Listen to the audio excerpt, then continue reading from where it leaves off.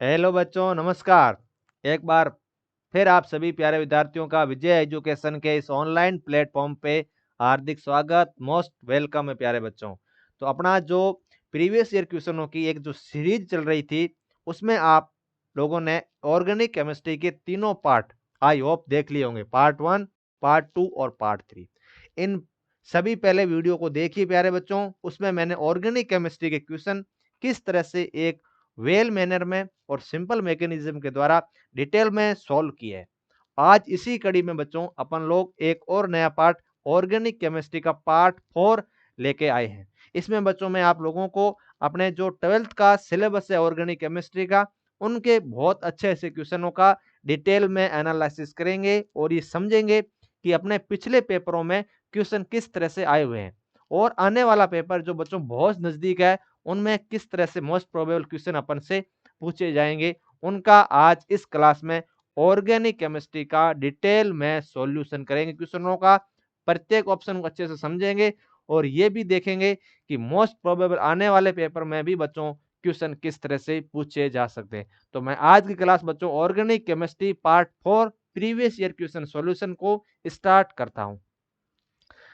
ये बच्चों अपने पास आज का पहला क्वेश्चन ये अपन से पूछ ये रहा है कि which is the correct ascending order of acidic strength, कि अम्ल सामर्थ्य का सही आरोही क्रम कौन सा होगा।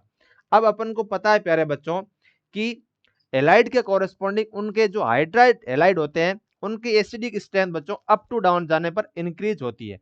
अप टू डाउन जाने पर इंक्रीज क्यों रहती है सर? इसलिए इंक्रीज रहती है कि सर इनका बनने वाला कॉन्जुगेट बेस है, मतलब I minus, F minus, Cl minus और Br माइनस जितना ज्यादा स्ट्रॉन्ग होगा, कोरेस्पॉन्डिंग एसिड की एसिडिक स्ट्रेंथ उतनी ही ज्यादा हो जाएगी।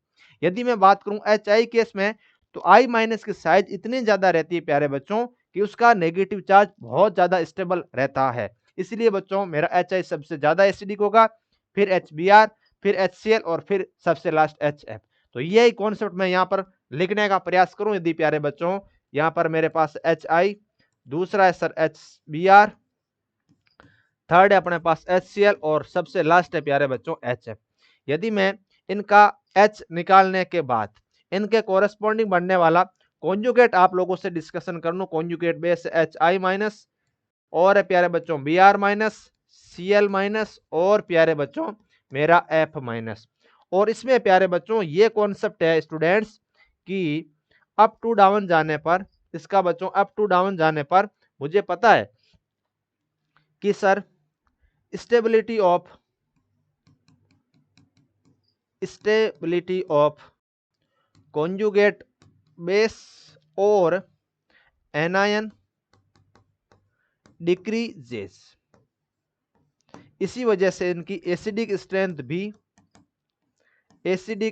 भी प्यारे बच्चों मेरी क्या हो जाएगी सर? डिक्रीज हो जाएगी। इसीलिए प्यारे बच्चों सबसे ज्यादा इसकी साइज ज्यादा है, मोर साइज मोर स्टेबल, मेरा मोर स्टेबल एनएन होगा। क्यों होगा? इसलिए होगा प्यारे बच्चों क्योंकि इनकी साइज I माइनस की मेरी ज्यादा है। और F माइनस की यदि बात करूं तो less size less stable anion,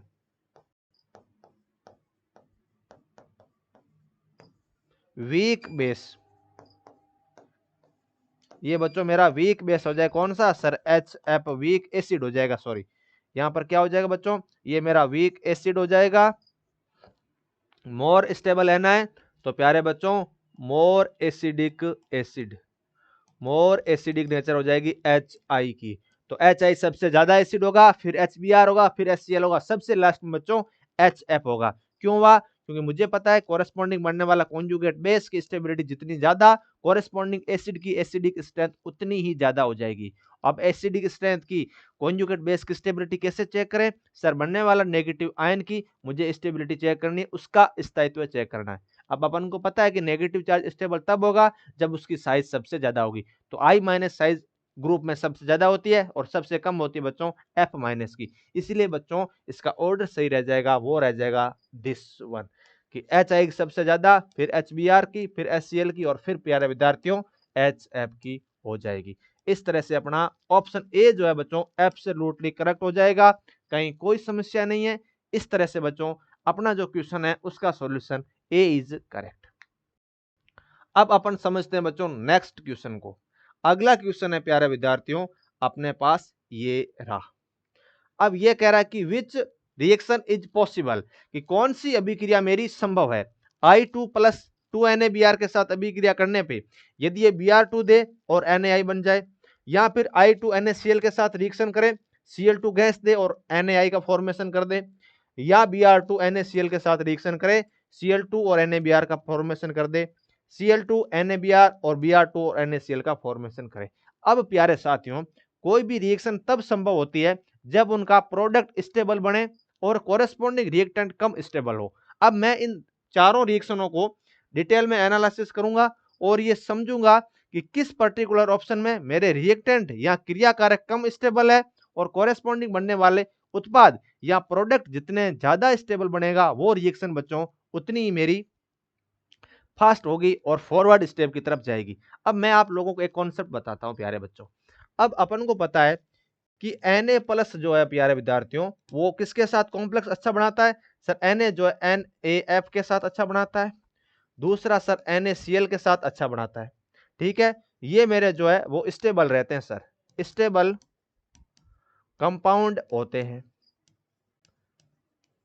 लेकिन यदि यदि मैं बात करूं प्यारे बच्चों दूसरा केस यदि आप लोगों से डिस्कशन करूं मैं, तो यदि NaI और मैं बात करूं NaBr की, तो NaI जो है प्यारे विद्यार्थियों वो लेस स्टेबल रहता है। क्या रहता है बच्चों सर, लेस स्टेबल कंपाउंड है ये।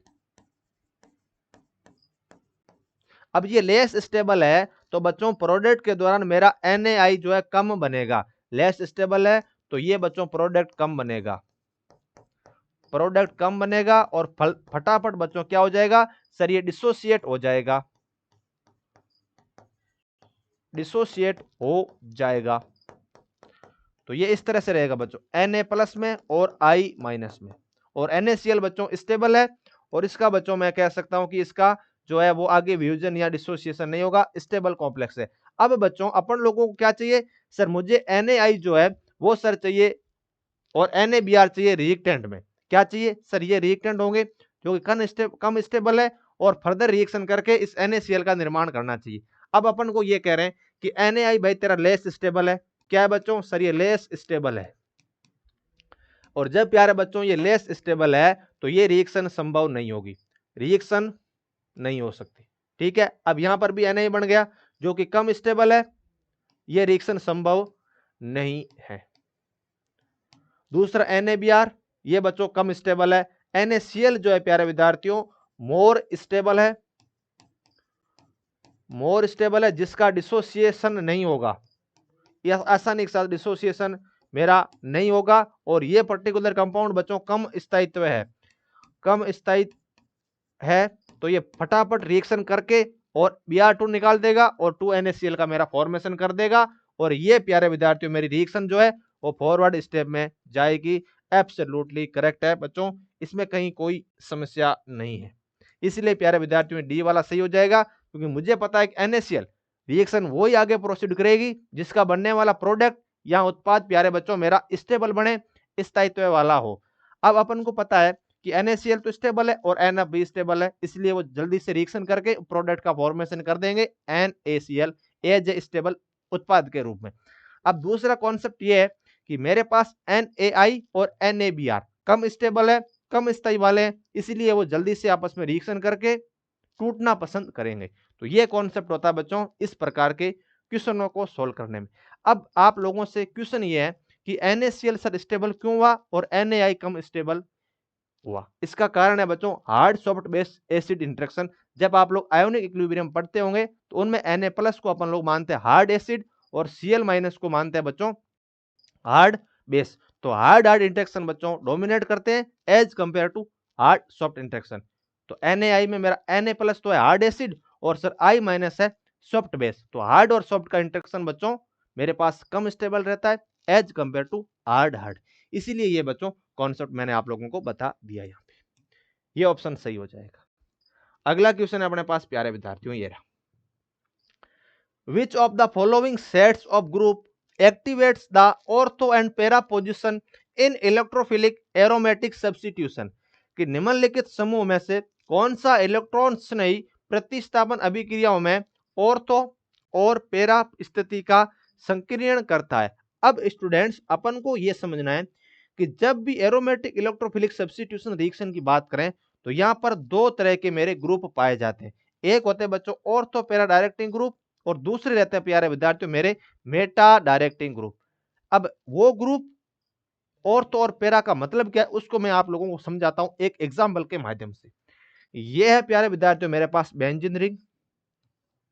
इस बेंजीन रिंग में प्यारे विद्यार्थियों मेरा ये OH ग्रुप लगा हुआ है। एक केस में तो ये है, दूसरे केस में सर, दूसरे केस में प्यारे विद्यार्थियों मेरे पास यहां पर एक NO2 ग्रुप लगा हुआ है। अब इन दोनों ग्रुपों की नेचर क्या है उसको ध्यान से समझना। अब यहां पर प्यारे विद्यार्थियों ओ जो होता है वो इलेक्ट्रॉन इस बेंजीन रिंग में देगा और ये बच्चों प्लस m मेरा इफेक्ट प्रदर्शित करेगा। और यहां पर बच्चों NO2 की नेचर क्या रहती है सर, इसकी नेचर रहती है इलेक्ट्रॉनों को अपनी तरफ खींचना। ये बच्चों -m के द्वारा मेरा इलेक्ट्रॉनों को अपनी तरफ खींचेगा। इलेक्ट्रॉन विड्रॉइंग ग्रुप और इलेक्ट्रॉन रिलीजिंग ग्रुप मेरे माने जाते हैं।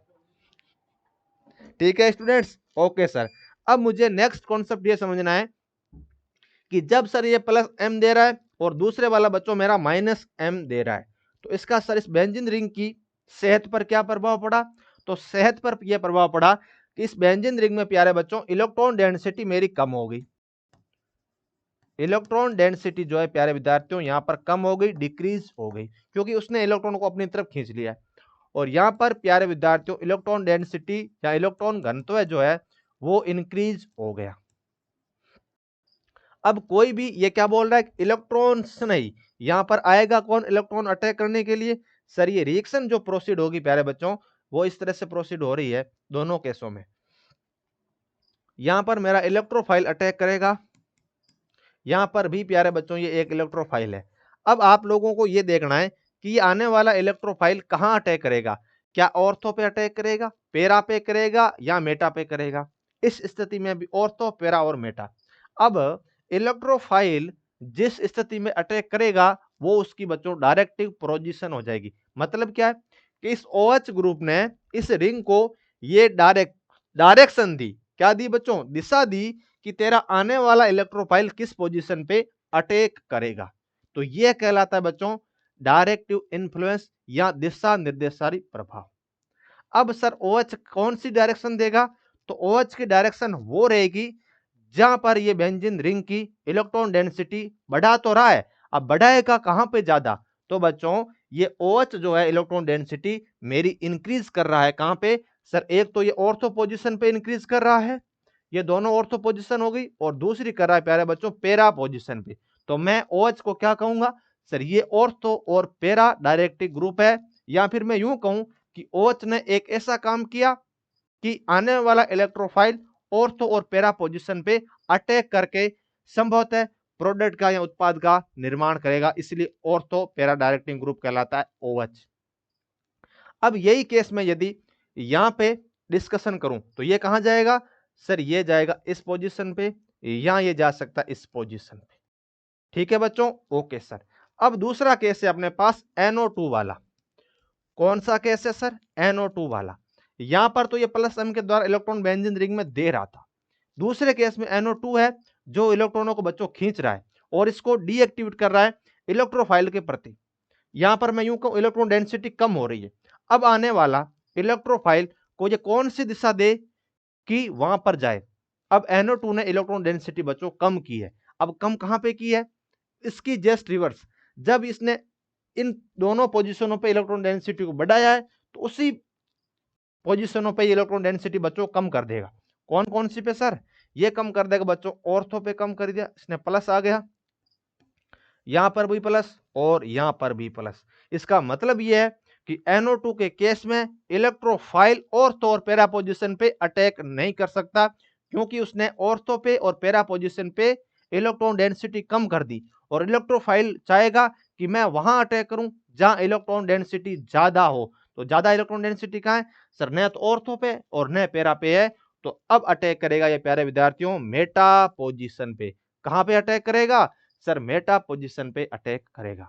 तो मैं आप लोगों से यह कहना चाहता हूं कि जितने भी ग्रुप जो बेंजीन रिंग के द्वारा जुड़े रहे हैं, यदि वो बच्चों कॉन्सेप्ट है समझना, कॉन्सेप्ट है समझना प्यारे विद्यार्थियों, बहुत ध्यान से समझना कि प्लस एम वाले या प्लस आर वाले जितने भी ग्रुप है साथियों, वो हमेशा ऑर्थो और पैरा डायरेक्टिंग रहते हैं।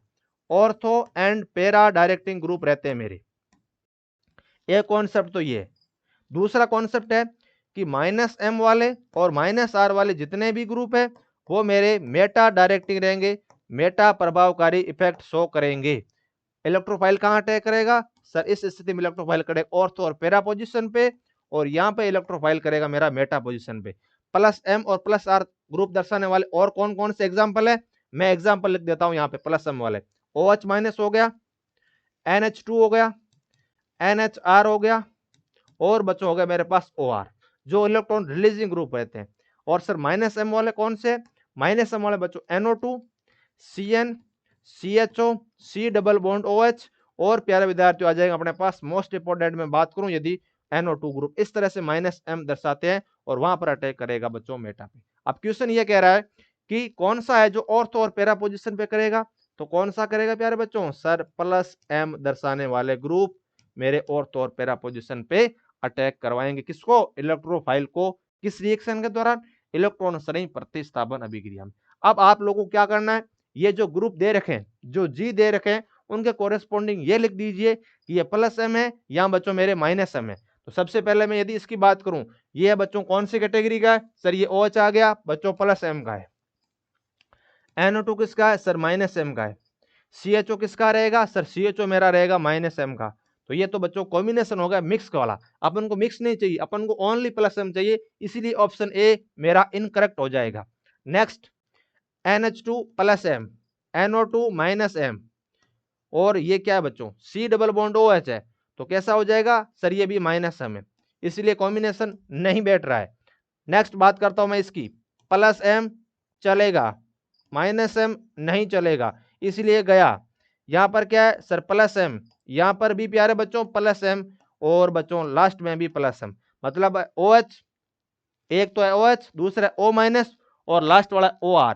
इसीलिए प्यारे बच्चों ये ऑप्शन मेरा एब्सोल्युटली करेक्ट है, क्योंकि यहां पर सारे कॉम्बिनेशन प्लस एम प्रभाव प्रदर्शित कर रहे हैं, और बेंजीन रिंग पे इलेक्ट्रॉन डेंसिटी बढ़ा करके आने वाला इलेक्ट्रोफाइल ऑर्थो और पैरा पोजीशन पे आसानी के साथ अटैक करके निम्नलिखित रिएक्शन को आसानी के साथ प्रोसीड करवा देंगे। इसीलिए ऑप्शन सी सही होगा। आज के बाद कभी भी कहीं भी दिक्कत आए, इस बच्चों क्लास को आराम से देखिए और ये समझिए कि एक्चुअल में डायरेक्टिंग का मतलब क्या होता है। ऑप्शन कौन सा सही sir, option C absolutely correct. अब बढ़ते हैं नेक्स्ट क्वेश्चन की तरफ। नेक्स्ट क्वेश्चन ये कह रहा है कि phenol and benzoic acid are distinguished by, कि फिनोल को और बेंजोइक अम्ल को मैं किस तरह से या किस अभिकर्मक की सहायता से उसमें विभेद किया जा सकता है। अब अपन को पता है कि प्यारे बच्चों फिनोल और बेंजोइक एसिड है, अब उनकी स्ट्रक्चर क्या है एक बार डिस्कशन करते हैं। यह है मेरे पास प्यारे बच्चों फिनोल, इस फिनोल को मैं इस तरह से रिप्रेजेंट कर सकता हूं, यह है फिनोल। दूसरा है मेरे पास बेंजोइक एसिड, इस बेंजोइक एसिड की स्ट्रक्चर प्यारे विद्यार्थियों इस तरह से रहती है मेरे पास, C डबल बॉन्ड O और OH। यहां पर है OH ग्रुप बेंजीन रिंग पे, और यहां पर है C double bond OH group. अब इनको मुझे यदि किसी भी बीकर में ये दो अलग अलग अवेलेबल है और मुझे बिल्कुल नहीं पता कि फिनोल कौन सा है और कोरेस्पॉन्डिंग प्यारे बच्चों बेंजोइक एसिड कौन सा है, यदि मुझे इस चीज का पता लगाना है स्टूडेंट्स, तो मैं क्या करूंगा सर, किस एजेंट की सहायता से इनको डिफ्रेंशिएट किया जा सकता है। सबसे पहला ऑप्शन देखते हैं। सबसे पहले बच्चों ल्यूकास रिएजेंट, ल्यूकास अभिकर्मक। तो ल्यूकास अभिकर्मक का प्रयोग प्यारे बच्चों एल्कोहल को डिफ्रेंशिएट करने में करते हैं। किसके काम आता है ये सर, एल्कोहल को डिफ्रेंशिएट करने में, एल्कोहल को विभेद करने में। कैसे सर, 1 डिग्री एल्कोहल को, 2 डिग्री एल्कोहल को और 3 डिग्री एल्कोहल को डिफ्रेंशिएट करने के लिए ल्यूकास अभिकर्मक का प्यारे बच्चों प्रयोग किया जाता है। दूसरा है Victor Meyer test. Victor Meyer test भी बच्चों एल्कोहल को डिफ्रेंशिएट करने के लिए काम में आता है, एल्कोहल को विभेद करने में काम आता है। ठीक है, ओके सर। यदि मैं बात करूं प्यारे बच्चों कास्टिक सोडा और सोडियम बाइकार्बोनेट, तो यहां पर काम आने वाला जो अपना रिएजेंट है वो है सोडियम बाइकार्बोनेट NaHCO3। ये क्या करता है बच्चों, ये सर एल्कोहल को, सॉरी फिनोल को एंड सर कार्बोक्स बेंजोइक एसिड को प्यारे बच्चों डिफरेंशिएट कर देगा। क्यों करेगा, कैसे समझते हैं। सबसे पहले बच्चों अपने पास है बेंजीन, और इस बेंजीन में मेरे पास C डबल बॉन्ड OH।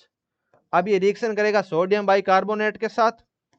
जैसे ही रिएक्शन की तो यहां से क्या होगा सर, यहां से प्यारे बच्चों मेरा जो है CO2 निकल जाएगी। कहां निकल जाएगी सर, CO2 जो है वो मेरी निकल जाएगी यहां से प्यारे विद्यार्थियों। लेकिन यहां पर CO2 की बच्चों बुदबुद, यहां पर जो इसकी बुदबुदाहट गैस निकल जाएगी।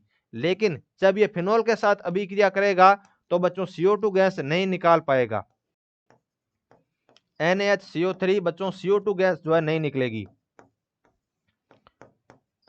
गैस नहीं निकलेगी। तो यदि मैंने NaHCO3 का प्यारे विद्यार्थियों इन दोनों में सॉल्यूशनों में मैंने डाला तो यह देखा कि यदि किसी भी सॉल्यूशन में CO2 एक बुदबुदाहट गैस के साथ एक बच्चों खतरनाक भाप के साथ आग के साथ यदि बाहर निकले तो कहते हैं बच्चों उसमें COH ग्रुप अवेलेबल है। यदि NaOH के ऐसी गैस नहीं प्रोड्यूस करें तो वो बच्चों फिनोल होगा मेरा, क्योंकि बच्चों वहां पर CO2 गैस नहीं निकल सकती, गैस नहीं निकलेगी, यहां पर CO2 गैस निकलेगी बच्चों आग के साथ। तो टेस्ट ट्यूब में आपको नजर आ जाएगा कि ये बच्चों मेरा एसिडिक ग्रुप अवेलेबल है। तो कौन सा काम में आया सर, सोडियम बाइकार्बोनेट काम में आता है इनको डिफरेंशिएट करने के लिए। और प्यारे बच्चों इसका डी ऑप्शन एब्सोल्युटली करेक्ट है। आज के बाद याद रखना कि फिनोल और बेंजोइक एसिड को डिफरेंशिएट करने के लिए किस रिएजेंट का प्रयोग किया जाता है, NaHCO3 का, क्योंकि सर वो तो CO2 निकालता है और अन्य में नहीं निकाल पाता है। लेकिन ऊपर वाले दोनों रिएजेंट का प्रयोग एल्कोहलों की विभिन्न विभिन्न डिग्री, प्राइमरी सेकेंडरी और टर्शियरी एल्कोहल को विभेद करने के लिए इनका प्रयोग किया जाता है। अगला क्वेश्चन अपने पास प्यारे विद्यार्थियों ये रहा,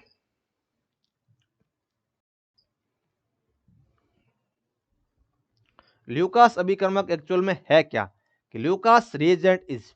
अब अपन को पता है कि ल्यूकास अभिकर्मक का प्रयोग 1 डिग्री 2 डिग्री और 3 डिग्री अल्कोहल को डिफरेंशिएट करने में काम आता है। तो उसकी बच्चों यदि मैं ल्यूकास अभिकर्मक की बात करूं प्यारे बच्चों, ल्यूकास रिएजेंट जो होता है स्टूडेंट्स वो रहता है अपने पास क्या sir, concentrate HCl plus anhydrous ZnCl2। ये होता है बच्चों अपने पास ल्यूकास अभिकर्मक। क्या कहता है स्टूडेंट्स इसको, सर इसको कहा जाता है ल्यूकास अभिकर्मक कहा जाता है। इसी को ही प्यारे बच्चों मैं ल्यूकास अभिकर्मक की श्रेणी में कहूंगा। किसको sir, concentrate HCl plus anhydrous ZnCl2 का प्रयोग, इन दोनों का कॉम्बिनेशन मेरा ल्यूकास रिएजेंट कहलाता है। ऑप्शन प्यारे विद्यार्थियों इसका जो सही हो जाएगा वो हो जाएगा ए। याद रख लेना, concentrate HCl plus anhydrous ZnCl2, इसको बच्चों ल्यूकास अभिकर्मक कहते हैं। और इसका प्रयोग बच्चों मैं लिख सकता हूं, इसका यूज क्या है, यूज है सर इसका यहां पर बच्चों केमिस्ट्री में प्राइमरी सेकेंडरी एंड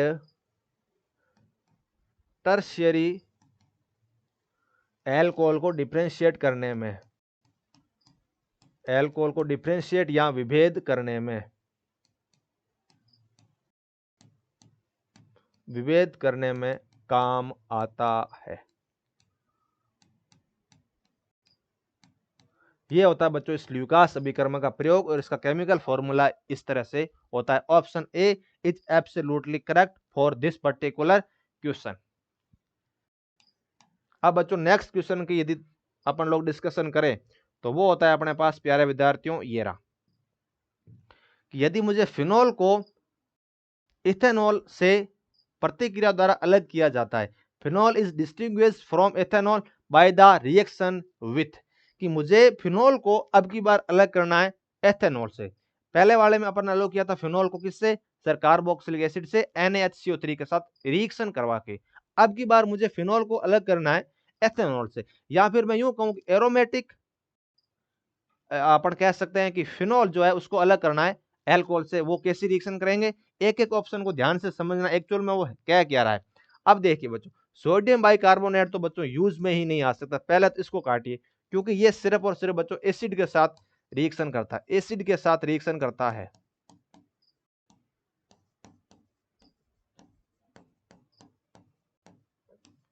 ठीक है, और सोडियम बाइकार्बोनेट बच्चों नया तो एल्कोहल के साथ करेगा एंड बच्चों नया ही फिनोल के साथ अभिक्रिया करेगा, एल्कोहल के साथ एंड फिनोल के साथ रिएक्शन नहीं करेगा। ठीक है, इसलिए इसका यूज तो अपन लोग कर ही नहीं सकते। और रेड लिटमस का प्रयोग बच्चों नहीं किया जा सकता, ये किया जाता बच्चों फेरिक क्लोराइड का, एक्वस फेरिक क्लोराइड। किसका सर? एक्वस FeCl3 का प्रयोग बच्चों फिनोल और एल्कोहल को डिफरेंशिएट करने में करते हैं। कैसे बच्चों? इसको इस तरह से समझते हैं, ये बच्चों मेरे पास है फिनोल, अब जैसे ही फिनोल प्यारे विद्यार्थियों इसके साथ रिएक्शन करेगा एक्वस FeCl3 के साथ, तो बच्चों जो टेस्ट ट्यूब आएगी ना, ये रिजल्टेड जो सॉल्यूशन बनेगा ना प्यारे विद्यार्थियों, ये जो सॉल्यूशन बनेगा इसका बच्चों कलर अलग अलग तरह के आते हैं। कैसे कैसे सर? कभी तो बच्चों इसका कलर आ जाता मेरे पास ब्लू, कभी आ जाता इसके पास बच्चों येलो, और कभी आ जाता है प्यारे विद्यार्थियों, बहुत इंपॉर्टेंट क्वेश्चन है अपने पास, कि बच्चों रेड कलर आ जाता है। तो इस तरह से बच्चों यदि कलरफुल सॉल्यूशन FeCl3 के साथ जो मेरा सबस्ट्रेट बना रहा है वो तो होता है बच्चों फिनोल। अब यदि मैं बच्चों बात करूं इस एथेनॉल की, ये एथेनॉल जो है बच्चों इस एक्वस FeCl3 के साथ रिएक्शन करेगा और यहां पर बच्चों कोई कलर नहीं देगा, नो कलर ऑब्जर्व, किसी भी तरह का कोई भी कलर जो है मेरा ऑब्जर्व नहीं होता, टेस्ट ट्यूब मेरी कलर लेस रहती है। और जब बच्चों अपन लोग लैब में टेस्ट करते हैं फंक्शनल ग्रुप का, तो प्यारे विद्यार्थियों एक इंपॉर्टेंट बात अपन लोगों ने नोटिस की रहेगी कि फिनोल के क्रियात्मक समूह का एक प्राइमरी टेस्ट वो ये रहता है कि जैसे ही आप इसको एक्वस FeCl3 के साथ या जलीय फेरिक क्लोराइड के साथ रिएक्शन करवाते हैं प्यारे विद्यार्थियों, तो पर्टिकुलर उस टेस्ट ट्यूब का कलर बच्चों अलग अलग रंग कलर प्रदर्शित करते हैं। और ये मेरा एक कंफर्मेशन टेस्ट होता है कि इसमें एक मेरा फिनोलिक फंक्शनल ग्रुप अवेलेबल है। और यदि मैं इसी रिएजेंट की अभिक्रिया किसके साथ करवा दूं?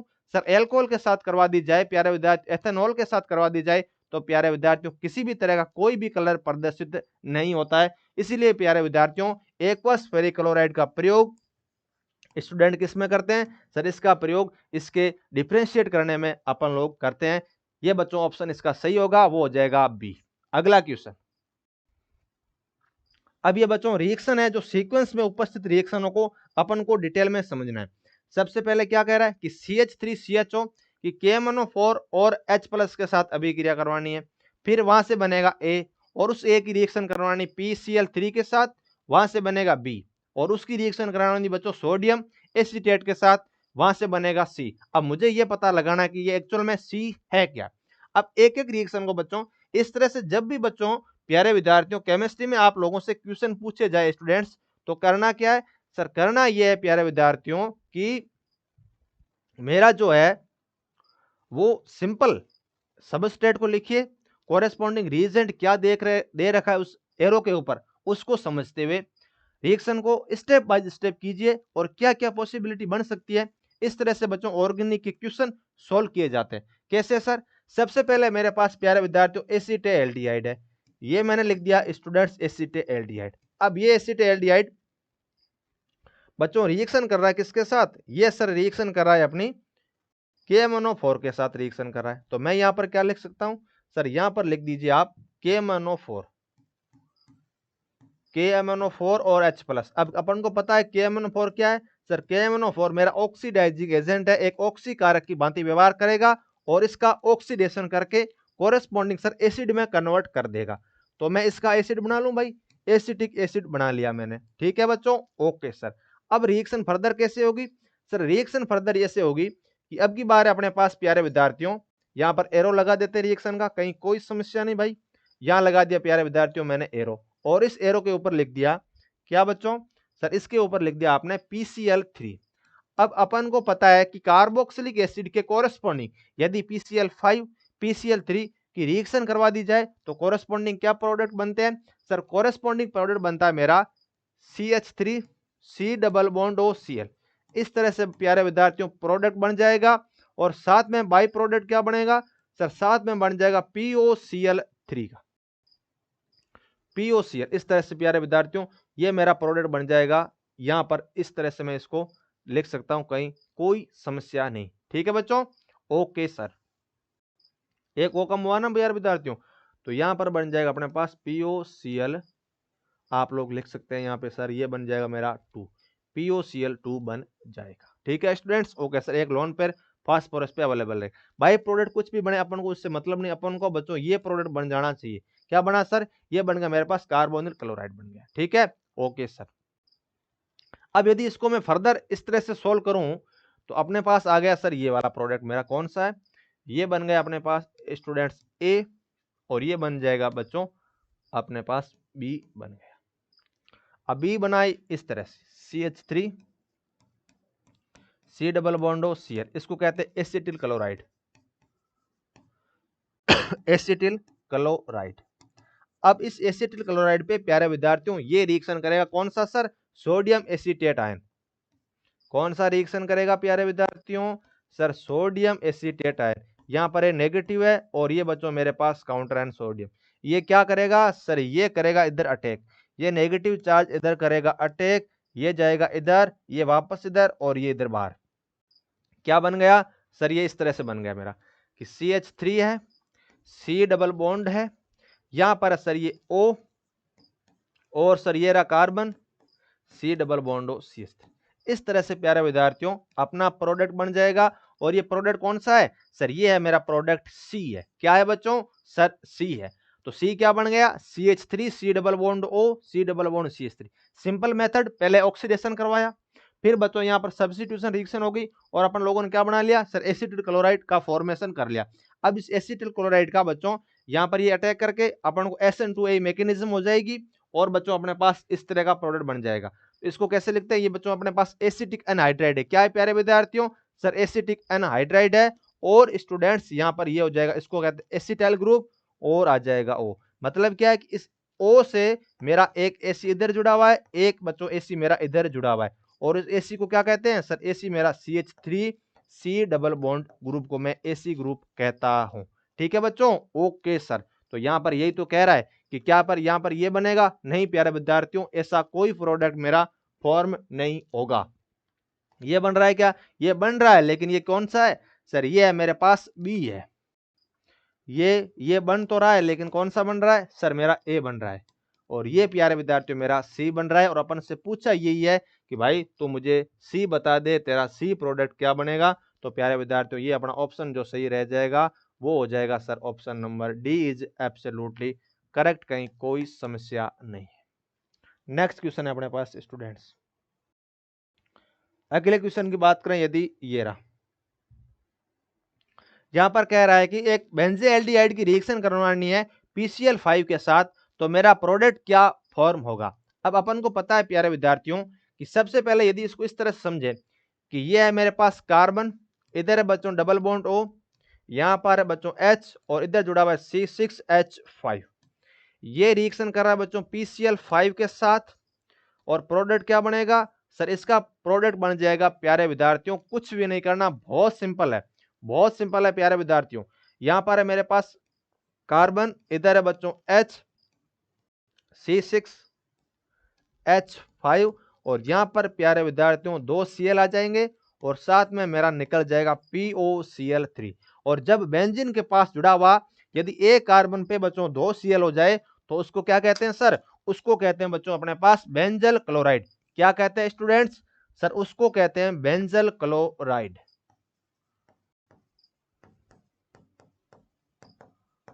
तो इस तरह से बच्चों Cl का अटैक रहेगा, एक बार पुनः अटैक करेगा, फिर निकलेगा, फिर अटैक करेगा, फिर निकल जाएगा।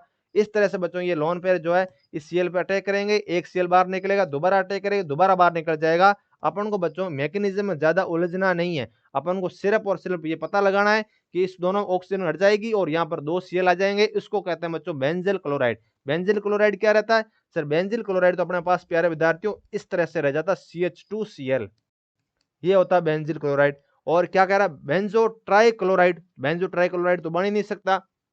बेंजिल क्लोराइड, हाँ सर बेंजिल क्लोराइड बनेगा, क्योंकि यहाँ पर सर एक हाइड्रोजन मेरा अवेलेबल रहेगा, इसीलिए सर 2 Cl को निकाल रहा है। और क्या बोल रहा है कि ट्राइफिनाइल फॉस्फेट, क्या बोल रहा है कि PPS3 बनेगा। PPS3 बच्चों नहीं बन सकता किसी भी कंडीशन में ये बन जाएगा बच्चों अपने पास बेंजल क्लोराइड। जब एक कार्बन के पास बच्चों 2 Cl हो तो बेंजल क्लोराइड कहते हैं, और 3 Cl हो तो उसको क्या कहते हैं सर, बेंजो ट्राई क्लोराइड कहा जाता है। लेकिन इस स्थिति में अपना प्रोडक्ट कौन सा बना प्यारे विद्यार्थियों, सर इस स्थिति में अपने पास कार्बन की जो है उस 2 वैलेंसी जो है Cl के द्वारा सेटिस्फाई होकर के इस तरह से मेरा प्रोडक्ट बन गया है। कार्बन के पास Cl Cl एक H है, और सर मेरे पास एक फिनाइल ग्रुप, उसको कहते हैं बच्चों benzal chloride. Option C is absolutely correct for this particular question. अगले क्वेश्चन की बात करते हैं प्यारे विद्यार्थियों, ये रहा अपने पास कि the general molecular formula of acid anhydride is, कि एसिड एनहाइड्राइड का सामान्य सूत्र मेरा क्या होगा।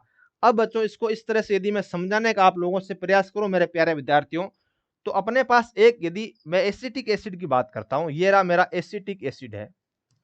अब इस एसिटिक एसिड के मैंने 2 मोल लिए। एक्चुअल में ये समझ रहे हैं कि एसिड एनहाइड्राइड का मतलब क्या है, इसका फॉर्मेशन कैसे रहता है प्यारे बच्चों, उसको इस पर्टिकुलर क्वेश्चन में समझते हैं कि होता क्या है। कि ये रहा मेरे पास CH3 डबल बॉन्ड OH, इस तरह से प्यारे बच्चों ये मैं सॉल्व करवाता हूं।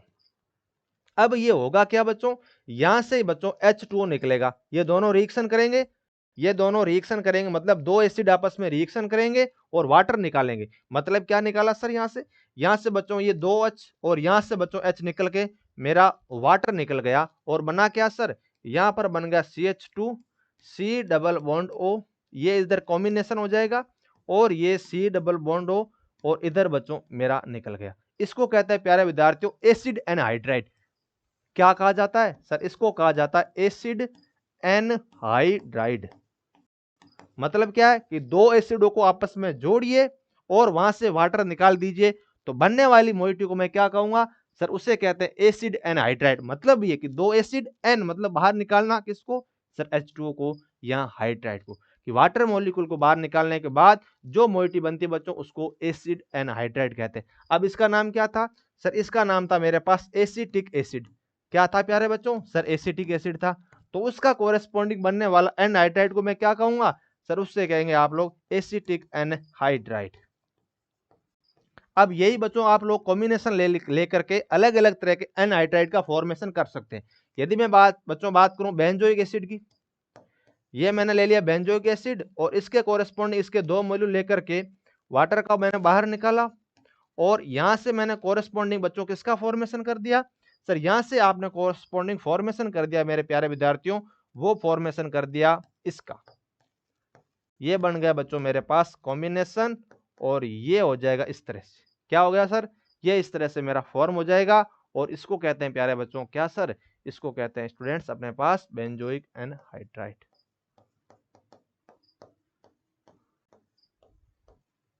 दो एसिड ग्रुप अवेलेबल थे, यहां से बच्चों अपन लोगों ने एसिड निकाल के और बच्चों इस तरह से रिएक्शन कर दी। इसका क्या फॉर्मूला हो जाएगा, बेंजोइक एनहाइड्राइड। तो इसका फॉर्मूला क्या रहता है सर, इसमें कार्बन है मेरे पास 4। यदि मैं इस तरह से लिखूं कि सर कार्बन है मेरे पास 4, हाइड्रोजन कितने हैं सर, हाइड्रोजन है मेरे पास, सर हाइड्रोजन कितने प्यारे विद्यार्थियों, सर हाइड्रोजन है मेरे पास प्यारे विद्यार्थियों, इस स्थिति में आ जाएंगे अपने पास 2 2 सर 4 सर हाइड्रोजन है, और ऑक्सीजन कितने हैं सर, ऑक्सीजन है मेरे पास प्यारे विद्यार्थियों 2 और 3 सर, ऑक्सीजन मेरे पास है 3।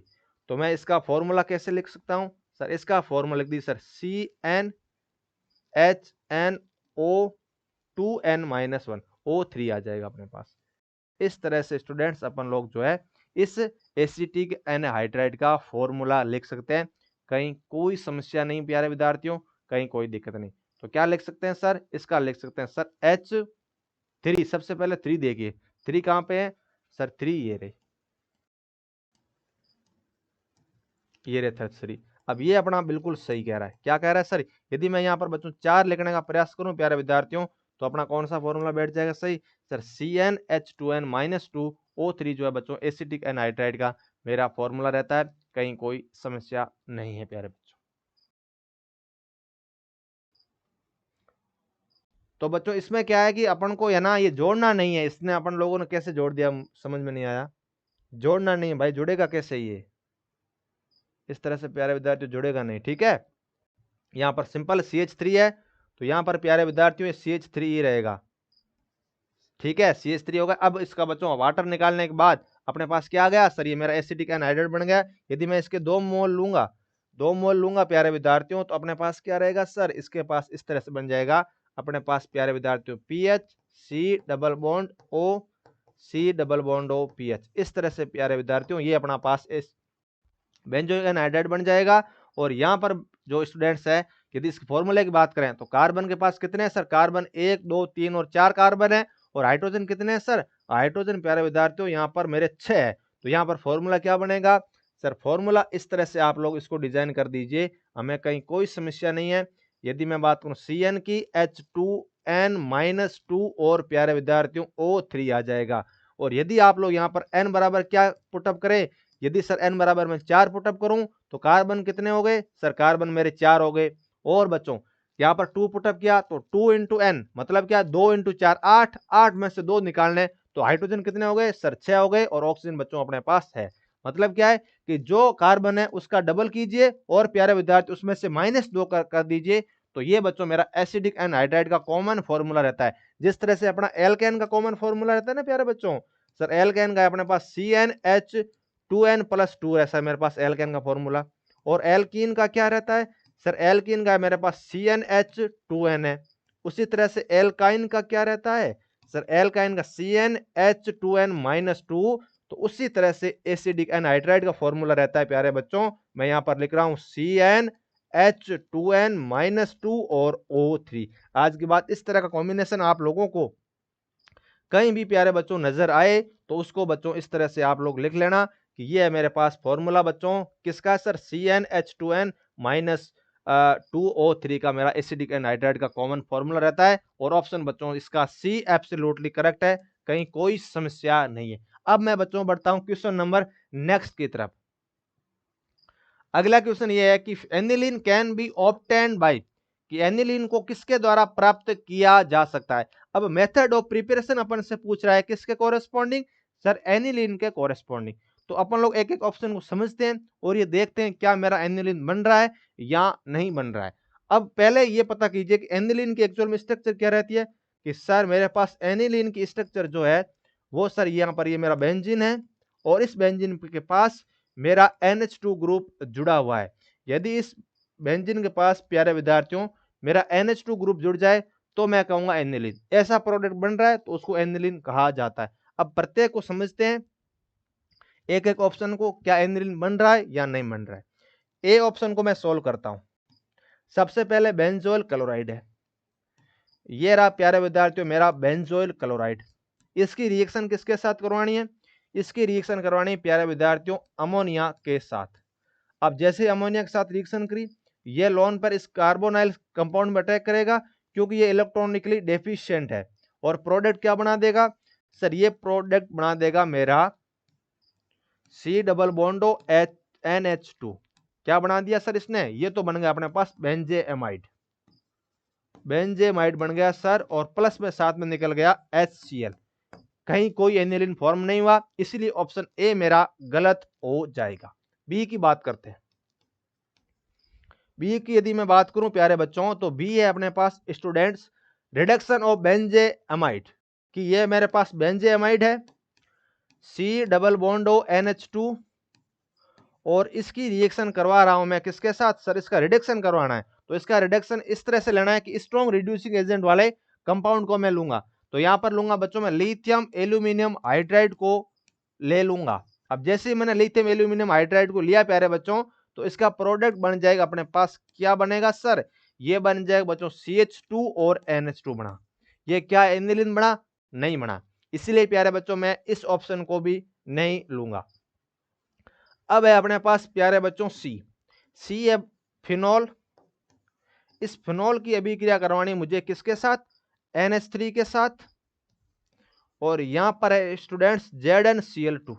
तो इस अभिक्रिया के द्वारा हमेशा और हमेशा कौन सा प्रोडक्ट बनता है सर, NH2 बनता है मेरा, कहीं कोई समस्या नहीं।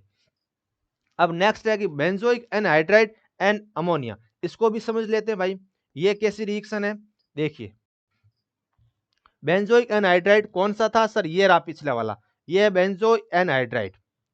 तो इसको मैं यदि आप लोगों से डिस्कशन करूं प्यारे बच्चों, तो ये आ जाएगा अपने पास Ph C double bond O, O C double bond और पीएच। ये अपने पास बेंजोइक एनहाइड्राइड। क्या है बच्चों? बेंजोइक एनहाइड्राइड मेरा। अब होगा क्या सर? होगा ये कि यहां पर मेरा अमोनिया जो है अटैक करेगा इस पोजीशन पे। इस पोजीशन पे जैसे ही अटैक किया, बनेगा क्या सर? बनेगा, एक तो बन जाएगा बच्चों अपने पास बेंजोइक एसिड बन जाएगा, और दूसरा बन जाएगा प्यारे विद्यार्थियों बेंजेएमाइड। इस तरह से प्यारे विद्यार्थियों मेरा प्रोडक्ट फॉर्मेशन होता है।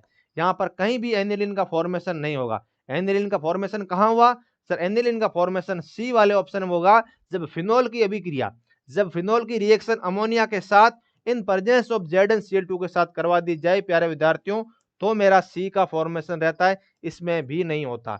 इसमें क्या बन गया सर? इसमें बन गया मेरे पास बेंजेमाइड, इसमें बन गया बेंजीन CH2NH2, और यहां पर बन गया बच्चों मेरे पास बेंजोइक एसिड, और बन गया सर कौन सा प्रोडक्ट सर? बन गया मेरा बेंजेएमाइड। बनेगा किसमें सर? सी वाले में बन जाएगा बच्चों एनिलीन। अगला क्वेश्चन है अपने पास स्टूडेंट्स, ये रहा।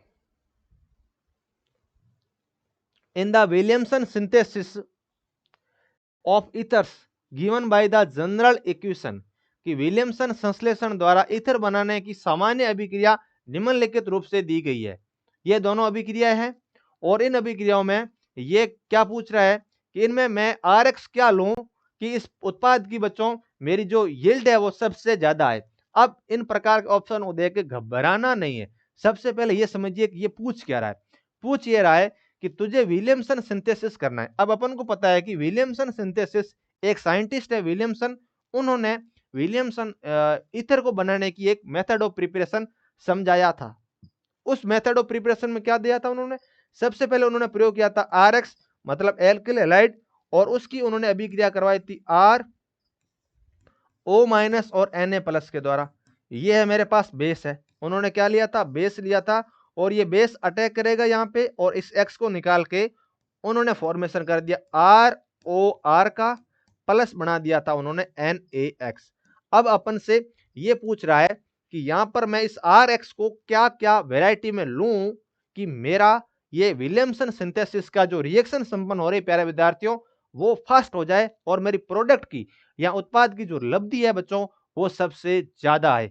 अब अपन को एक बात ये समझनी है प्यारे विद्यार्थियों कि यहां पर एक्चुअल में हुआ क्या है। इसकी यदि मैं मैकेनिज्म को समझाने का प्रयास करूं प्यारे बच्चों, तो सर मैकेनिज्म इसकी जब अपन लोग देखते हैं स्टूडेंट्स, तो होता एक्चुअल में ये है कि यहां पर जो मेरे पास RX था प्यारे विद्यार्थियों, इस पर अटैक कौन कर रहा है सर? यहां पर अटैक कर रहा है RO-, यहां पर डैश था। इसने जैसे ही इस अटैक किया, यहां से ये बाहर निकल गया लिविंग ग्रुप। यहां पर रिएक्शन कौन से संपन्न हो रही प्यारे विद्यार्थियों? यहां पर स्टूडेंट्स रिएक्शन संपन्न हो रही है अपनी SN2। क्या हो रही है सर? SN2 अभिक्रिया हो रही है, और अपन को पता है, अपन को क्या पता है सर? SN2 में सबसे ज्यादा रिएक्टिविटी का ऑर्डर रहता है CH3X का। फिर अपने पास आ जाता है बच्चों 1 डिग्री X, फिर आता है अपने पास 2 डिग्री X, और सबसे लास्ट आ जाता है 3 डिग्री X। मतलब ऐसा R जो 3 डिग्री यदि अवेलेबल है, तो वो बच्चों मेरा SN2 कभी अभिक्रिया शो ही नहीं करता। ये प्यारे विद्यार्थियों मेरा SN2 अभिक्रिया कभी दर्शाता ही नहीं है। SN2 कभी दर्शाता नहीं है। क्यों नहीं दर्शाता? इसीलिए नहीं दर्शा पाते बच्चों कि यहां पर मुझे इस न्यूक्लियोफाइल का इसका R पे अटैक करवा करके इस X को बाहर निकालना है, और ये प्रोसेस तब आसानी के साथ संपन्न होती है जब मेरा ये RX बच्चों एक लेस स्ट्रिक्टली हिंड्रेड कंपाउंड हो। क्या कह रहा हूं मैं ये कहना चाह रहा हूं प्यारे विद्यार्थियों कि ये पर्टिकुलर कंपाउंड मेरा लेस स्ट्रिक्टली हिंडर्ड हो, लेस स्ट्रिक्टली हिंडर्ड हो। मतलब क्या है? इसके ऊपर क्राउडिंग जो है प्यारे विद्यार्थियों कम से कम रहनी चाहिए, लेस क्राउडिंग रहेगी। यदि यहाँ पर बल्कीनेस प्यारे विद्यार्थियों कम हुई, तो आने वाला न्यूक्लियोफाइल आसानी के साथ अटैक करके और इस ईथर का फॉर्मेशन कर देगा। किसका फॉर्मेशन कर देगा प्यारे विद्यार्थियों? सर ईथर का फॉर्मेशन कर देगा। इसलिए अपन को वो सबस्ट्रेट RX के साथ लेना है जिसमें कम से कम कार्बन की मोइटी अवेलेबल रहे, या फिर मैं यूं कहूं कि CH3X सबसे ज्यादा, फिर 1 डिग्री, फिर 2 डिग्री और सबसे लास्ट में 3 डिग्री होगा। और यहां तक कि 3 डिग्री एक्स या आर एक्स जिसमें 3 डिग्री अवेलेबल हो वो रिएक्शन ही नहीं करता है। तो सबसे ज्यादा कौन सा होगा प्यारे बच्चों? सर सबसे ज्यादा हो जाएगा मेरा CH3X, फिर 1 डिग्री, फिर 2 डिग्री और फिर 3 डिग्री। ये बच्चों option A is absolutely correct for this particular question में कहीं कोई समस्या नहीं है। आज के बाद हमेशा याद रखना कि होने वाली रिएक्शन बच्चों SN2 थी, इसलिए मेरा RX सबसे लेस स्टेरिंग क्राउडिंग वाला ई बच्चों लेना है। ऑप्शन इसका सही है सर ए। अगले क्वेश्चन की तरफ बढ़ते हैं प्यारे बच्चों अपन लोग। अगला क्वेश्चन बच्चों ये रहा मेरे पास कि 2 molecule of an aldehyde react with a concentrate solution of NaOH and produce 1 molecule of an alcohol and acid each. Which one is the aldehyde? कि यदि एल्डिहाइड के दो अणु NaOH के साथ सांद्र विलयन के साथ रिएक्शन करते हैं और एक बनाता है बच्चों मेरे पास एल्कोहल का मॉलिक्यूल और दूसरा बनाता है प्यारे विद्यार्थियों अम्ल, तो ये एल्डिहाइड किस नेचर का होना चाहिए? यहां पर अलग अलग उसने एल्डिहाइड की मोइटी दे रखी है और CHO फंक्शनल ग्रुप अवेलेबल है, लेकिन मैं कौन से एल्डिहाइड का प्रयोग एज ए सबस्ट्रेट क्रिया कारक इस रिएक्शन में काम में लूंगा, ये मुझे पता करना है। तो ये रिएक्शन है बच्चों जब एक एल्डिहाइड का ऑक्सीडेशन होकर के एसिड बन जाए और उसी एल्डिहाइड का रिडक्शन होकर के मेरा एल्कोहल बन जाए। तो ये रिएक्शन मैंने आप लोगों को बच्चों प्रीवियस जो वीडियो था अपना ऑर्गेनिक केमिस्ट्री पार्ट 3 उसमें डिस्कशन किया था और ये बताया था कि एल्डिहाइड की दो बहुत इंपॉर्टेंट या मैं यूं कहूं कि कैरेक्टरिस्टिक्स रिएक्शन होती है, नेम रिएक्शन है। एक है अपने पास एल्डोल कंडेंसेशन और दूसरी है बच्चों कैनिजारो अभिक्रिया। तो ये क्वेश्चन जिस अभिक्रिया कोरेस्पॉन्डिंग अपन से पूछा गया है वो अभिक्रिया है प्यारे विद्यार्थियों कैनिजारो अभिक्रिया। इस कैनिजारो अभिक्रिया में वह एल्डिहाइड काम में आता है जिसके पास अल्फा हाइड्रोजन नहीं होना चाहिए। तो तभी तो कैनिजारो अभिक्रिया में एक मेरा ऑक्सीडाइज प्रोडक्ट बनता है जिसको मैं एसिड कहता हूं, दूसरा रिड्यूस्ड प्रोडक्ट बनता है जिसको मैं एल्कोहल कहता हूं। और एल्डिहाइड कैसा होना चाहिए? सर एल्डिहाइड वो होना चाहिए जिसमें अल्फा हाइड्रोजन मेरे एब्सेंट हो। तो मैं यहां पर लिख सकता हूं कि इन कैनिजारो अभिक्रिया, इन कैनिजारो रिएक्शन,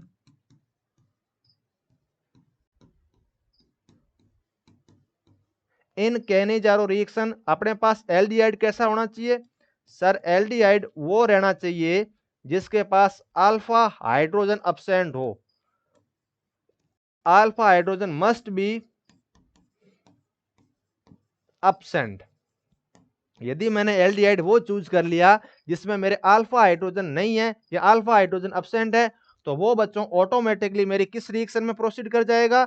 सर वो प्रोसीड कर जाएगा मेरा एक कैनिजारो अभिक्रिया में। अब अपन समझते हैं कि क्या एसिड एल्डिहाइड में मेरा अल्फा हाइड्रोजन है, तो इसका फॉर्मूला रहता है CH3CHO। इसमें बच्चों ये अल्फा कार्बन है और यहाँ पर अल्फा हाइड्रोजन है, तो ये जाएगा बच्चों एल्डोल कंडेंसेशन में, ना कि कैनिजारो रिएक्शन में। कैनिजारो में नहीं जाकर के एल्डोल में चला जाएगा, इसलिए मेरा ए ऑप्शन तो नहीं हो सकता। अब समझते हैं ब्यूटारे एल्डिहाइड। इस ब्यूटारे एल्डिहाइड में प्यारे विद्यार्थियों ये 4 कार्बन का मेरा पास एल्डिहाइड है और इस 4 कार्बन के एल्डिहाइड में यहाँ पर अल्फा कार्बन, इस अल्फा हाइड्रोजन मेरे अवेलेबल है, इसीलिए प्यारो एल्डोल कंडेंसेशन में जाएगा, कैनिजारो में नहीं जाएगा। उसी तरह से इसमें भी अल्फा हाइड्रोजन अवेलेबल है, ये भी बच्चों एल्डोल कंडेंसेशन में जाएगा। जाएगा कौन नहीं?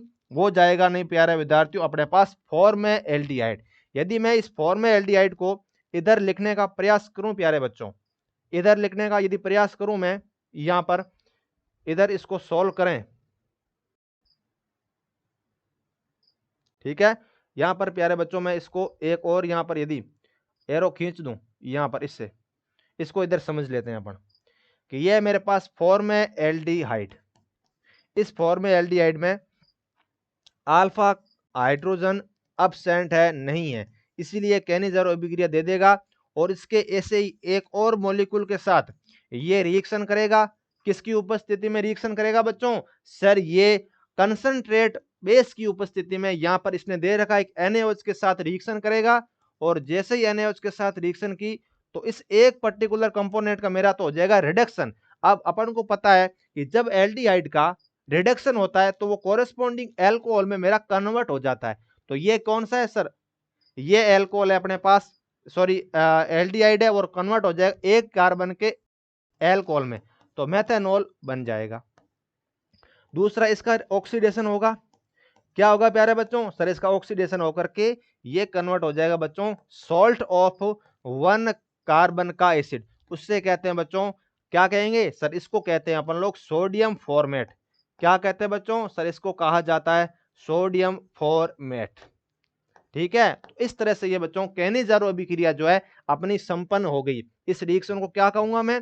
इस रिएक्शन को कहा जाता है सर कैनिजारो अभिक्रिया, जिसमें एक एल्डिहाइड ग्रुप का सर रिडक्शन होकर के एल्कोहल बनता है, और सर दूसरे एल्डिहाइड ग्रुप का ऑक्सीडेशन होकर के मेरा एसिड का फॉर्मेशन होता है। और इस कौन सा सर एल्डिहाइड काम में आता है? वो काम में आएगा जिसमें अल्फा हाइड्रोजन मेरे अब्सेंट होना ही चाहिए। तो कौन सा ऑप्शन इसका सही है? सर ऑप्शन इसका बी एब्सोल्युटली करेक्ट है, फॉर्मेल्डिहाइड। बाकी वाले बच्चों एसिड एल्डिहाइड किस में काम में आएंगे? सारे सर मेरे एल्डोल कंडेंसेशन में काम आ जाएंगे, कहीं कोई समस्या नहीं। अब बच्चों अपन लोग अगला क्वेश्चन सोल्व करते हैं। ये रहा अपना अगला क्वेश्चन। अब ये कह रहा है कि when ethanol vapours are passed through heated alumina 250 degree centigrade the compound forms, जब एथेनॉल की वाष्प को गर्म एल्यूमिना पर इस टेम्परेचर पे यदि प्रवाहित की करते हैं तो प्राप्त उत्पाद क्या होगा? अब अपन को पता है प्यारे विद्यार्थियों, ये है मेरे पास एथेनॉल। इस एथेनॉल की ये रिएक्शन करवाना चाह रहा है किसके साथ? सर Al2O3, और साथ में बच्चों 250 डिग्री सेंटीग्रेड टेम्परेचर। तो बनेगा क्या? बनेगा सर ये कि यहां पर सर मेरा फॉर्मेशन रहेगा प्यारे विद्यार्थियों ईथर का। क्या बनेगा बच्चों? Sir di ethyl ether formation हो जाएगा मेरा, इस तरह से। कैसे हुआ बच्चों? यहां पर सिंपल प्रोसेस होगी कि CH3 CH2 OH2 plus H plus ग्रहण कर लेगा, और बच्चों ये इसका दूसरा मॉलिक्यूल जो है प्यारे विद्यार्थियों वो यहां से अटैक कर दे करेगा, और जैसे इसने अटैक किया स्टूडेंट्स, तो यहां पर जैसे इस कार्बन पर अटैक करेगा ये वाला बाहर निकल जाएगा, और प्रोडक्ट फॉर्मेशन रहेगा प्यारे विद्यार्थियों CH3 CH2O CH2 और CH3। ये बच्चों बनेगा अपना लो टेम्परेचर पे। किस पे बनेगा सर? लो टेम्परेचर पे या निम्न तापमान पे इसका फॉर्मेशन करेगा। यदि मैंने यही रिएक्शन कंडीशन ली और टेम्परेचर हाई कर दिया, क्या कह रहा हूं प्यारे विद्यार्थियों, हाई टेम्परेचर पे मैंने ये रिएक्शन यदि आप लोगों से संपन्न करवाई, तो यहां पर क्या बन जाएगा सर? यहां पर मेरा फॉर्मेशन रह जाएगा इथीन का। किसका बच्चों? सर एल्कीन बन जाएगी। किसके रिएक्शन के द्वारा? E2 एलिमिनेशन के द्वारा ये बच्चों रिएक्शन संपन्न हुई, और यहां पर होगी बच्चों मेरी SN2। ये इस तरह से कॉन्सेप्ट बच्चों अपन को पता होने चाहिए। अब मैं आप लोगों से बच्चों एक क्वेश्चन यहाँ पे डिस्कशन करता हूं। कौन सा? ये रहा बच्चों, यहां पर मेरे पास एथेनॉल है, CH3 है, CH2 और बच्चों OH है, और दूसरी है मेरे पास यही सेम ही यहां पर रिएक्शन कंडीशन है प्यारे विद्यार्थियों, मैं दो ले लेता हूं। कौन सी है बच्चों? सर ये रिएक्शन कंडीशन।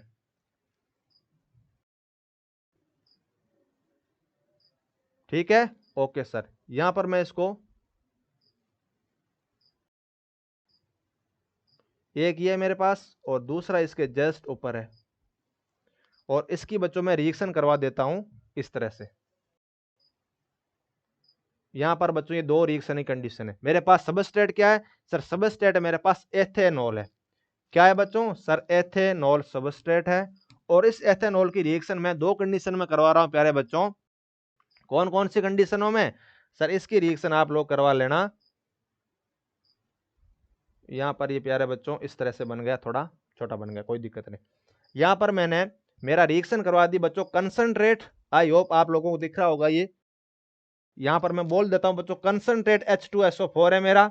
ठीक है, मतलब H प्लस मतलब एसिड दे रखा है, और यहां पर टेम्परेचर है 413 केल्विन टेम्परेचर है। सेकेंड कंडीशन में ले रहा हूं, वो भी बच्चों मेरे पास कंसंट्रेट H2SO4 है। अब की बार मैंने टेम्परेचर ले लिया 443 केल्विन का टेम्परेचर। अब आपको यह बताना है इस कोरेस्पॉन्डिंग रिएक्शन के दौरान मेरा प्रोडक्ट का फॉर्मेशन क्या रहेगा। ये बच्चों आप लोगों के लिए होम वर्क है। इसको आप लोगों को करना है कि पर्टिकुलर टेम्परेचर में कौन सी रिएक्शन संपन्न होगी और बच्चों उत्पाद क्या बनेगा, इसको आप लोगों को प्रत्येक को डिटेल में समझना है। ठीक है स्टूडेंट्स, ओके सर। अब बच्चों अपने नेक्स्ट क्वेश्चन की तरफ बढ़ते हैं।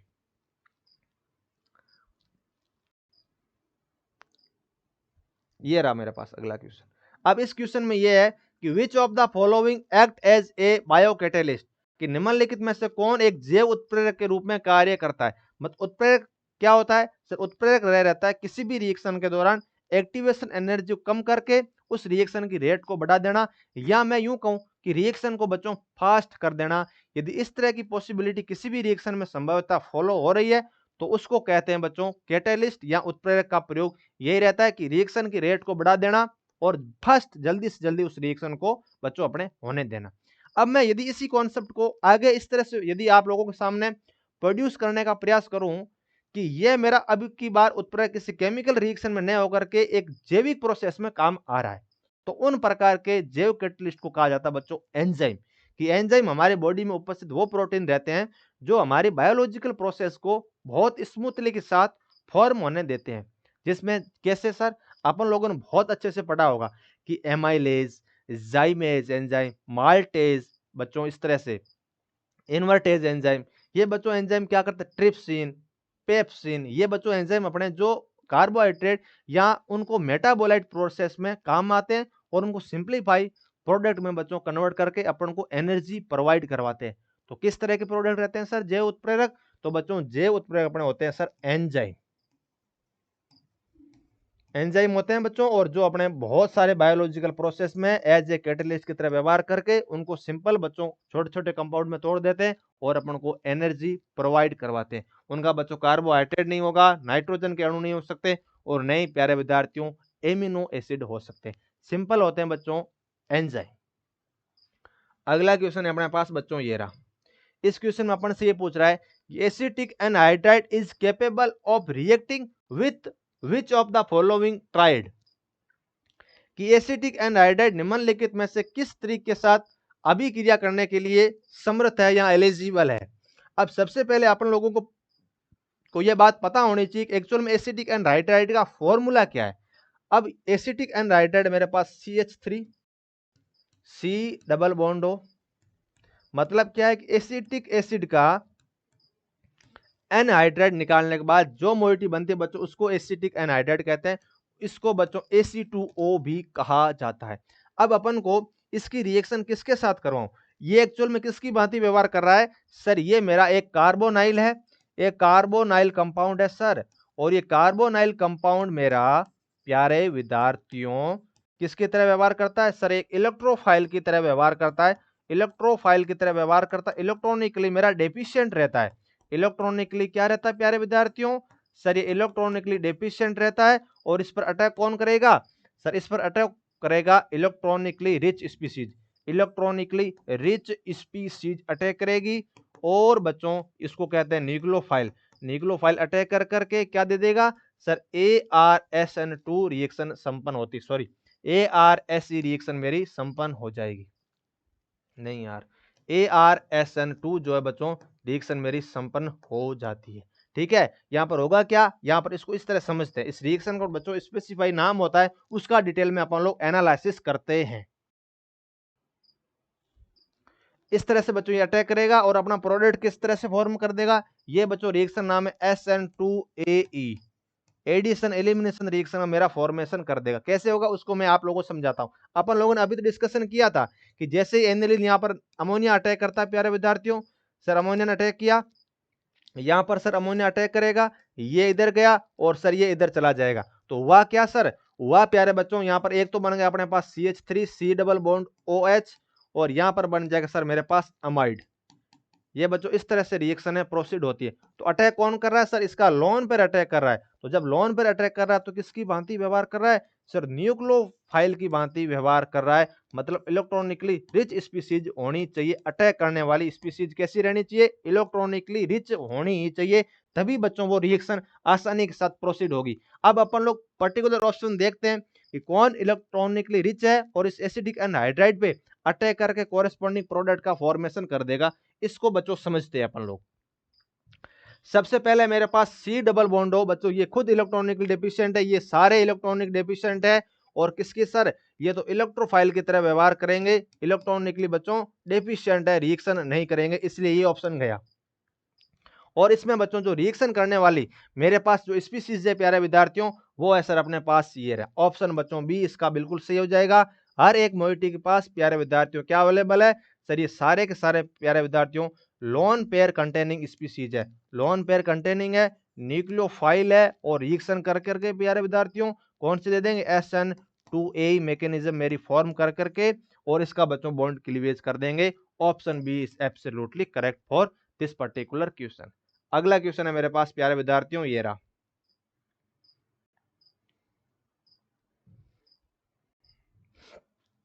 On boiling with concentrate HBr phenyl ether yields कि एथिल इथाइल फेनिल ईथर को कंसंट्रेट HBr के साथ उबालने पर मेरा प्रोडक्ट का फॉर्मेशन किस तरह से होता है, उसको बच्चों अपन लोग समझते हैं कि एक्चुअल में ईथर का क्लीवेज होता क्या है, किस तरह से होता है, उसकी बच्चों पूरी इन डेप्थ डिटेल में मैकेनिज्म अपन लोग समझते हैं।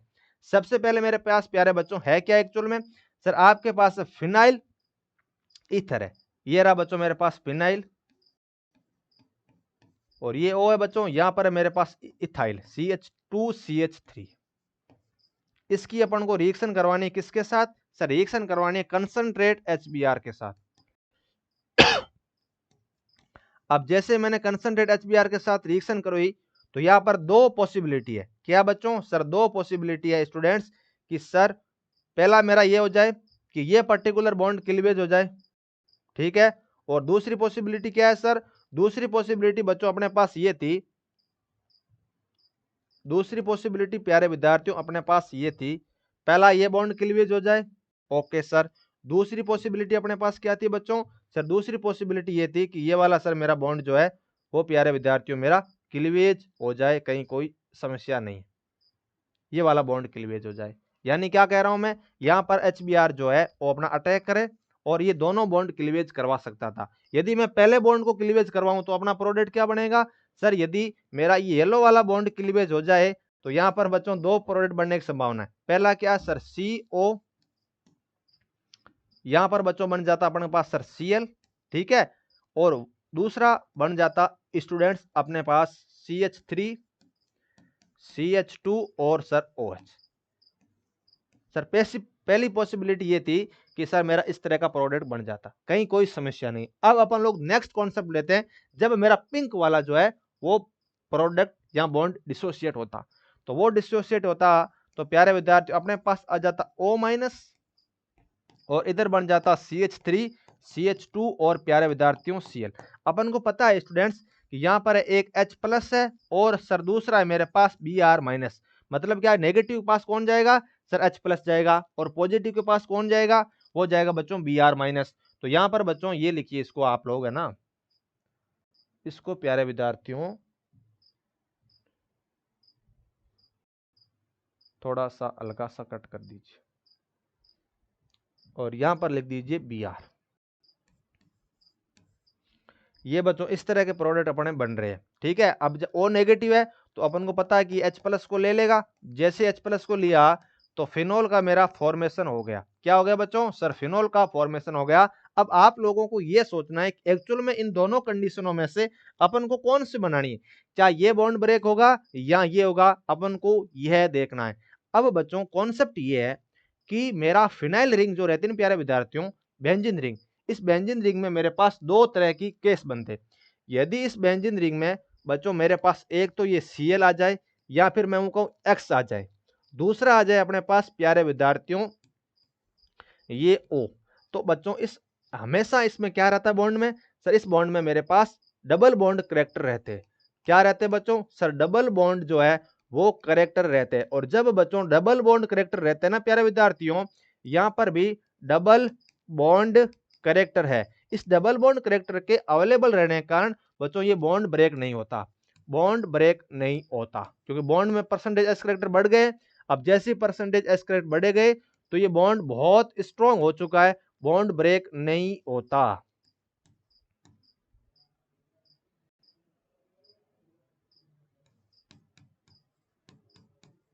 ये प्यारे विद्यार्थियों बॉन्ड ब्रेक नहीं होता, एक ना तो ये बॉन्ड ब्रेक रहता है, ना ही ये संभव है और न ही बच्चों ये संभव है, ये वाला भी बॉन्ड बच्चों ब्रेक नहीं होते। इसीलिए तो आप लोगों ने सुना होगा कि मेरे एरिल एलाइड जो होते हैं बच्चों, बेंजीन के पास जुड़े हुए हेलोजन को बच्चों प्रतिस्थापित करना बहुत मुश्किल कार्य होता है। वो कभी भी प्यारे विद्यार्थियों SN2 रिएक्शन में पार्टिसिपेट नहीं करते, क्योंकि वो bond partially double bond character रखता है। उसको तोड़ने के लिए बहुत ज्यादा एनर्जी अपन को देनी पड़ेगी। इसीलिए प्यारे विद्यार्थियों, ये वाला बॉन्ड कभी ब्रेक नहीं हो सकता। ये वाला बच्चों बॉन्ड मेरा कभी भी ब्रेक नहीं हो सकता, नेवर पॉसिबल, कभी भी संभव नहीं है। इसलिए ये बॉन्ड हमेशा रहेगा, हमेशा रहेगा। और ये वाली फिनोमेना प्यारे विद्यार्थियों मेरी संभव है। इसीलिए इस फर्स्ट वाले के दौरान जो मैंने बॉन्ड ब्रेक कर दिया, ये प्रोडक्ट नहीं बन सकते। कौन से बनेंगे सर? ये वाले बन जाएंगे। और इसमें बनेगा क्या सर? बन जाएगा मेरा, एक तो बन जाएगा प्यारे विद्यार्थियों सर फिनोल, और दूसरा बन जाएगा इथाइल ब्रोमाइड। इस तरह से प्यारे विद्यार्थियों ये मेरा प्रोडक्ट जो है फॉर्म हो गया, कहीं कोई समस्या नहीं है। इस तरह से बच्चों ये बात आप लोगों को पता होनी चाहिए कि किस तरह से बच्चों ये चीजें अपन लोग बना रहे हैं। ये बच्चों बन जाएगा फिनोल और इथाइल ब्रोमाइड बनेगा। ये वाला बॉन्ड ब्रेक होगा, ये वाला मेरा ब्रेक नहीं होगा। तो कौन सा ऑप्शन हो जाएगा इसका सर? इसका अपने पास ऑप्शन हो जाएगा प्यारे विद्यार्थियों, इसका बच्चों अपने पास ऑप्शन, क्वेश्चन कहाँ गया? ठीक है स्टूडेंट्स, तो वो अपना जो ऑप्शन सही था वो ये हो जाता है इसका क्वेश्चन का। अपने पास एक्चुअल में क्वेश्चन डिलीट हो गया, तो मैं आप लोगों को क्वेश्चन लिख देता हूं बच्चों।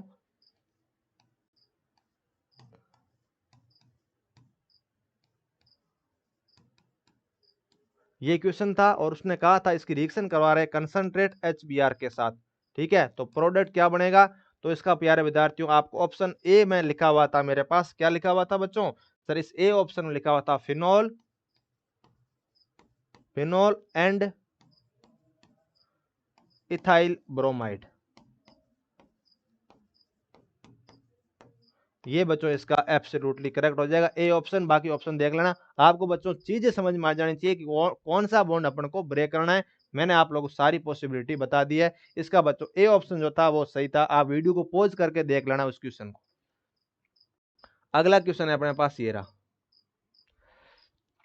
अगला क्वेश्चन ये पूछ रहा है प्यारे विद्यार्थियों कि which statement is incorrect for C2H5O C2H5O, कि इस प्रकार के मेरा जो डाई इथाइल ईथर है बच्चों, उसमें कौन सा कथन या कौन सा स्टेटमेंट इनकरेक्ट है? It is an extracting solvent, क्या ये एक निष्कर्षक विलायक है? इट इज एन एनसिंथेटिक, ये एक निश्चतक है। It is more reactive than alcohol, it's so dipole moment. बच्चों यहां पर ये पूछ रहा है कि ये मेरा कौन सा स्टेटमेंट इनकरेक्ट है। तो प्यारे विद्यार्थियों सबसे पहले यदि मैं बात करूं C2H5O C2H5O में, यह बच्चों मेरा इसका डाइपोल मोमेंट बच्चों जीरो रहता है। दूसरी बात, पहली बात तो ये कि इसका डाइपोल मोमेंट जीरो है। दूसरी बात ये लेस रिएक्टिव है, मेरा less reactive as compare to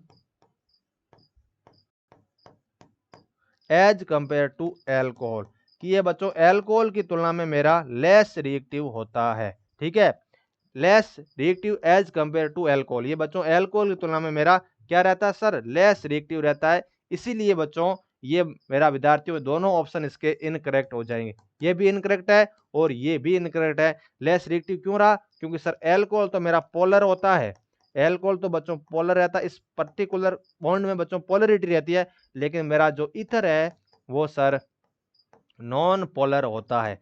क्या रहता है बच्चों सर? नॉन पोलर होने की वजह से प्यारे विद्यार्थियों ये मेरा किसी भी तरह से रिएक्शन प्रदर्शित नहीं करता है, या कम रिएक्शन होती हैं ईथर की एज कंपेयर टू अल्कोहल। इसके पीछे कारण क्या है सर? एक तो इसका डाइपोल मोमेंट जीरो रहता है, दूसरा सर ये पोलरिटी नहीं रहती बॉन्ड में, इसीलिए कम रिएक्टिव होता है। तो बच्चों इसके दोनों ऑप्शन अपने सही हो जाएंगे सी और डी में।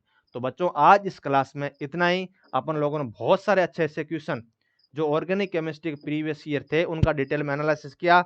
अब बच्चों अपन लोग नेक्स्ट क्लास में अपना ऑर्गेनिक केमिस्ट्री का एक और शानदार पार्ट लेके आएंगे, उनमें भी इसी तरह से डिटेल में एनालिसिस करते हुए क्वेश्चनों को समझेंगे। आज इस क्लास में इतना ही। थैंक यू बच्चों।